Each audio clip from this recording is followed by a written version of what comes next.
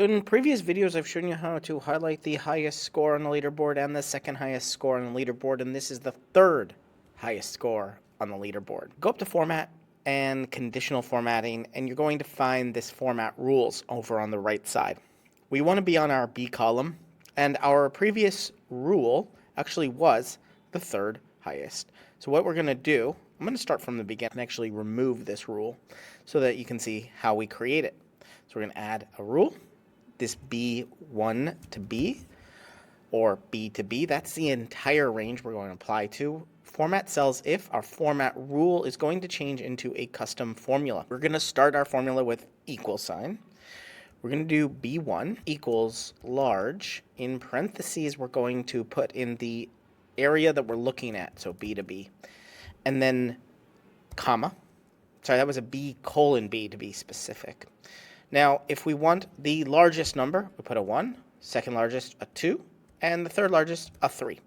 Then we end parentheses. You notice the red box turned back to blue, knowing we are correct. So we are just highlighting only the number here. If we want to highlight actually maybe the entire row or a certain range, what we need to do is add a $sign to the B and the inside of the large. Here we need to put $signs in front of the B. That holds it because we're going to change something else. We're going to change the range.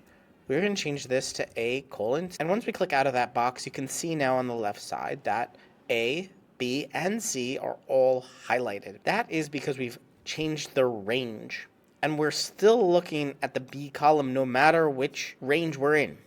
Because we put that $sign in front of the B, we're in the A column, we're looking at B. When we're in the C column, we're looking at B. Now, if you want to say, hey, let's highlight the top 3, not just the third, we want to make B1 is greater than or equal large. Notice that the header row is highlighted. We can fix that by just adding A2 to the range and going down to B1 and starting at B2. Once we change the range, we also have to change this formula to accommodate it. And now you can see on the left side, we can actually change it A2 to B.